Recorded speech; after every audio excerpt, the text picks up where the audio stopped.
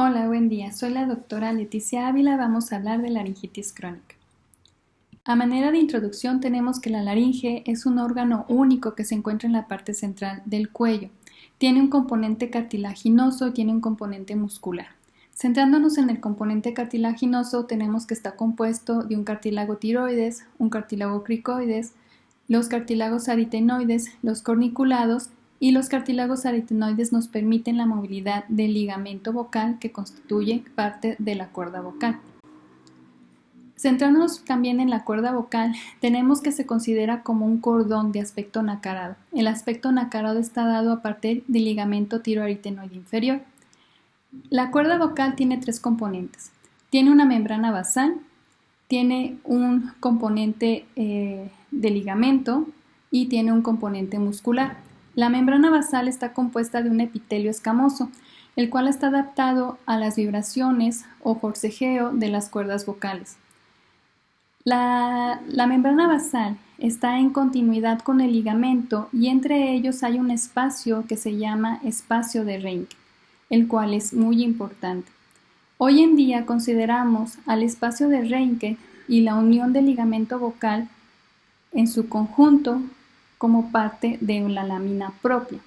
El espacio de Reinke está conformado por diferentes tipos de colágeno. Posterior a lo que sería el ligamento vocal, tenemos al músculo tiroaritenoide inferior, que es el encargado de la movilidad de la cuerda vocal. El resto de la laringe está compuesta de un epitelio tipo respiratorio, que es un epitelio pseudoestratificado y ciliado, expuesto a factores irritativos que favorecen a su transformación en un epitelio escamoso o necretinizado. La laringe se considera como la encrucijada entre la vía aérea y la vía digestiva, lo cual la hace propensa a diferentes reacciones inflamatorias crónicas.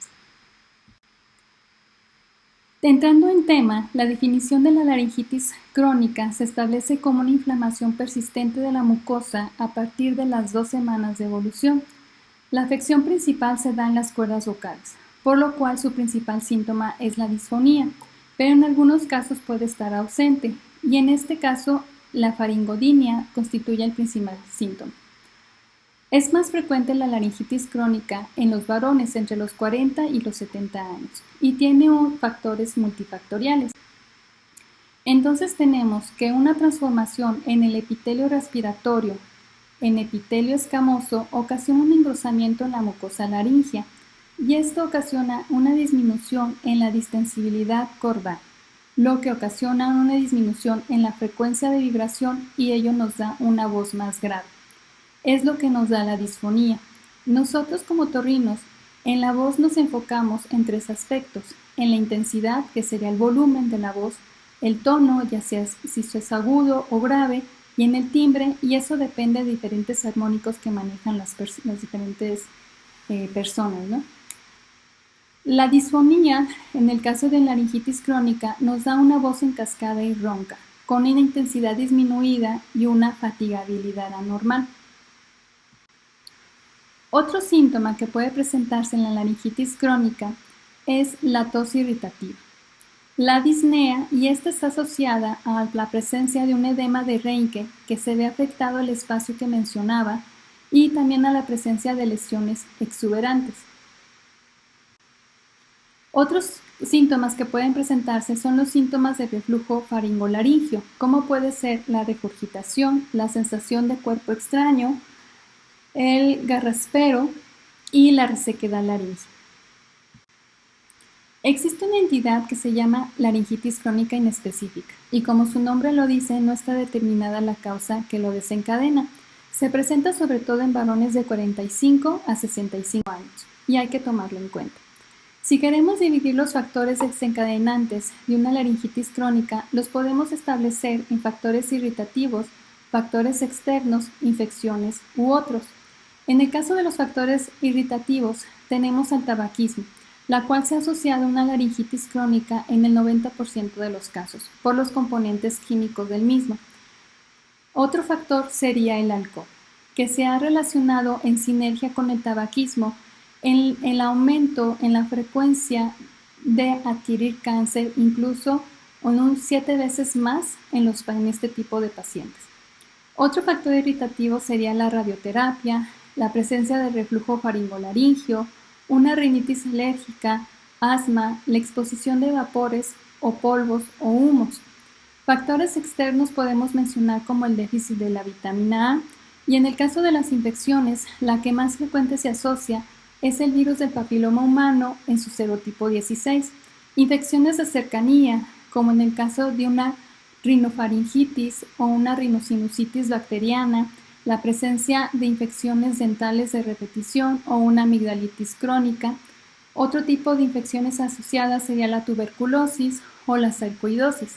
Otros factores que también se pueden desencadenar una laringitis crónica serían las lesiones congénitas, las causa mecánica como puede ser el uso de una sonda nasogástrica o de una intubación endotraqueal e incluso el forzado vocal. Diagnóstico. El diagnóstico está enfocado principalmente en el médico otorrinolaringológico.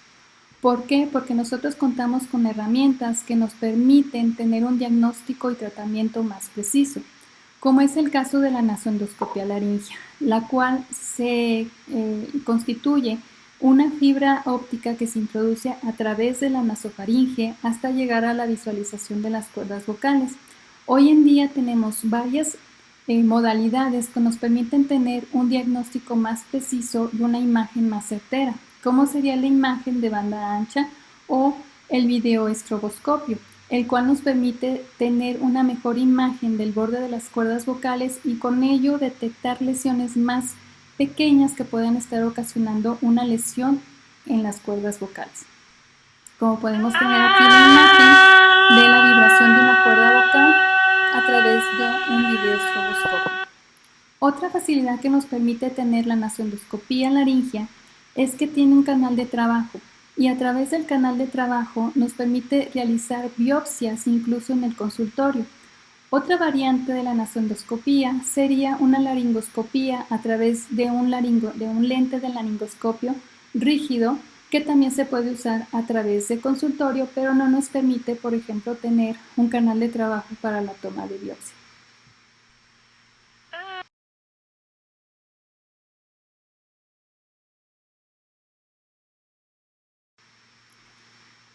La laringoscopía rígida es otra herramienta útil que contamos nosotros como otorrinos, lo cual nos permite evaluar mejor la extensión de las lesiones en laringe, y esta se realiza en quirófano con el paciente bajo anestesia general y nos apoyamos con el uso ya sea de un lente rígido de endoscopía o de un microscopio.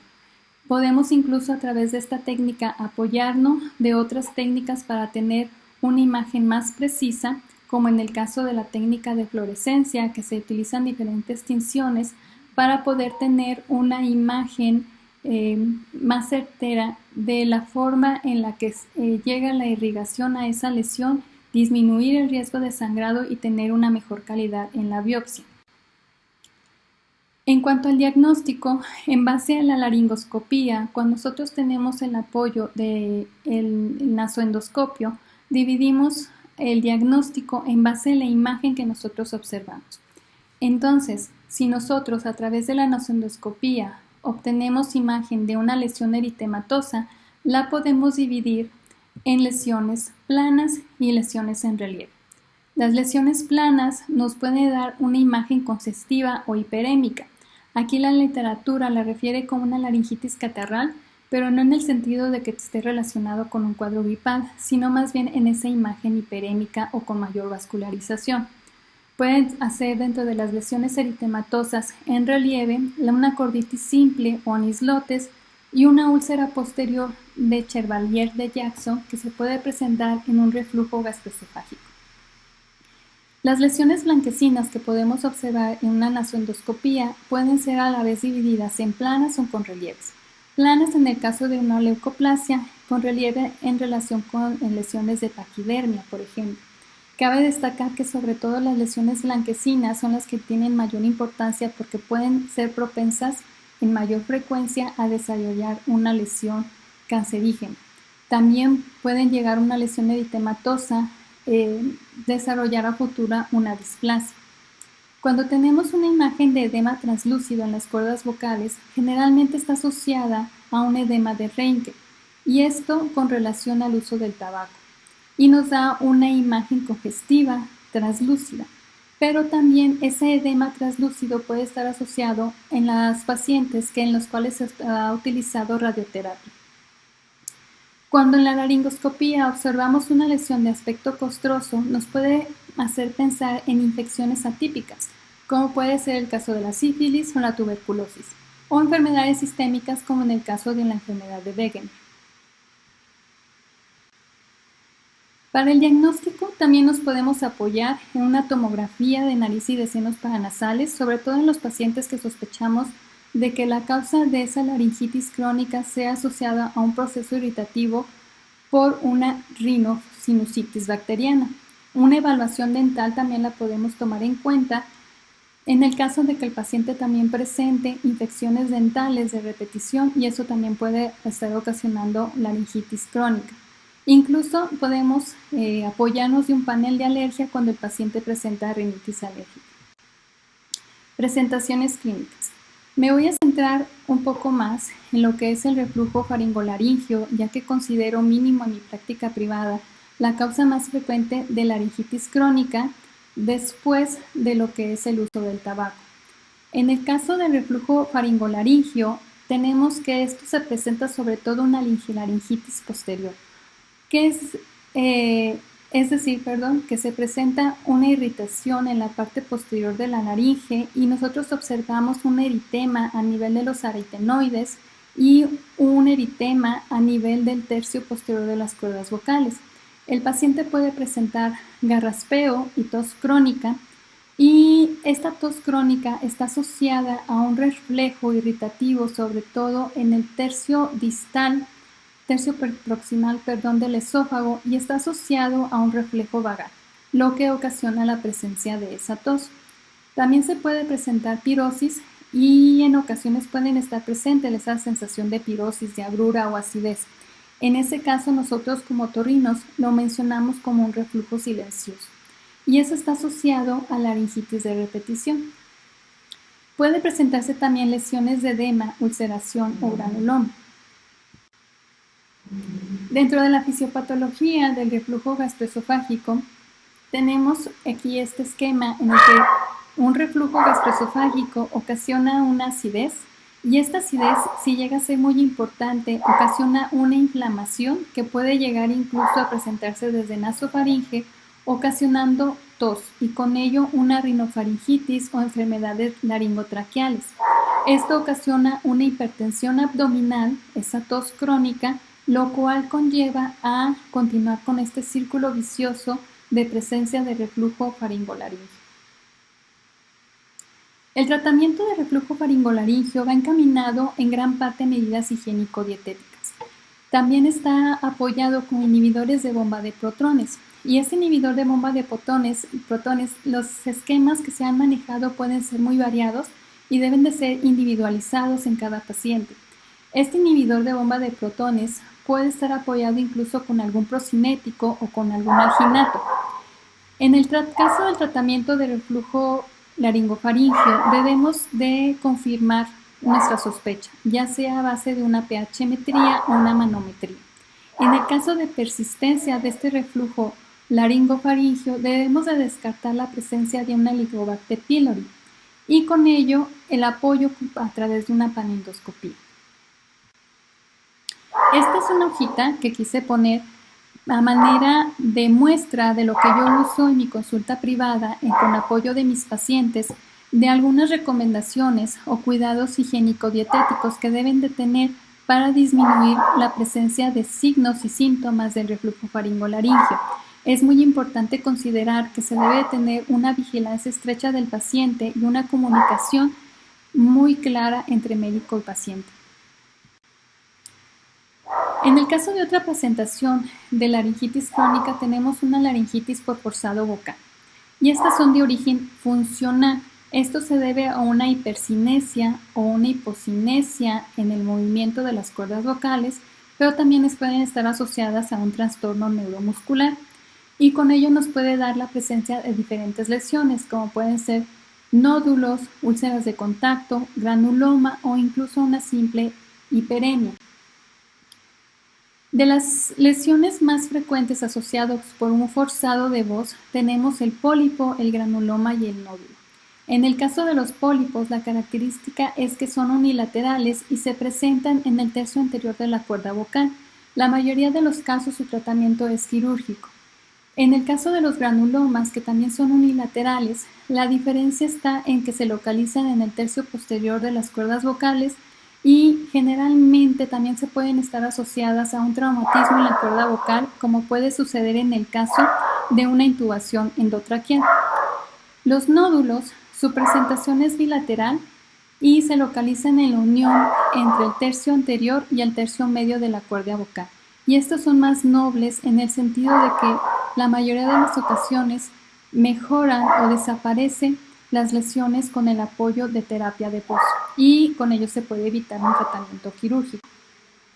Las lesiones congénitas. Hay que tomar en cuenta que aunque son lesiones congénitas, su presentación o síntomas van a aparecer generalmente en la pubertad y podemos mencionar entre ellas el surcos, las micromembranas, el quiste epidérmico, y estas lesiones pueden estar asociadas a laringopatías exudativas. En el caso de surcos se debe a un relieve alrededor de la corredera de la cuerda vocal. Aquí tenemos la presencia de micromembranas y aquí un quiste epidérmico. El tratamiento. Nuestro tratamiento está enfocado en base a la imagen que nosotros observamos en la laringoscopía o en la nasolaringoscopía. Entonces tenemos a un paciente que se presenta con con tos, carraspeo, molestias faringias, y si en este paciente de entrada la primera lesión que observamos es sospechosa, decidimos biopsia con laringoscopia directa más la complementación de ese paciente para descartar un proceso cancerígeno. Si observamos lesiones de laringitis crónica, eritematosas o leucoplásicas e incluso en las pacientes con aspecto típico de un edema de Reinke, el primer paso a seguir es quitar todos los factores irritativos, por ejemplo, en su caso, eliminación de tabaco, y apoyarnos con algunos medicamentos como son los inhibidores de la bomba de protones. En el caso de las lesiones eritematosas y leucoplásicas, si vemos que esas lesiones se estabilizan, esto en base a una biopsia que tomamos, y vemos que presentan una displasia ligera en base a esa biopsia que se tomó, dejamos al paciente en vigilancia de 3 a 6 meses. Pero si observamos una displasia moderada a grave, entonces dejamos al paciente en una vigilancia continua cada mes. Si en algún momento esa lesión se vuelve más exacerbada, en ese momento nosotros decidimos si la retiramos o no. Y si de estas lesiones eritematosas o leucoplásicas tenemos una regresión de las lesiones a los 3 meses, simplemente dejamos una vigilancia más prolongada, pero continuando con comunicación con el paciente. En el caso de las lesiones de edema de Reinke que no mejoraron con la eliminación del tabaco, un inhibidor de la bomba de protones, si aún así persistiese ese edema, que recordemos que se presenta como un edema translúcido en las cuerdas vocales, entonces el siguiente paso sería un tratamiento quirúrgico.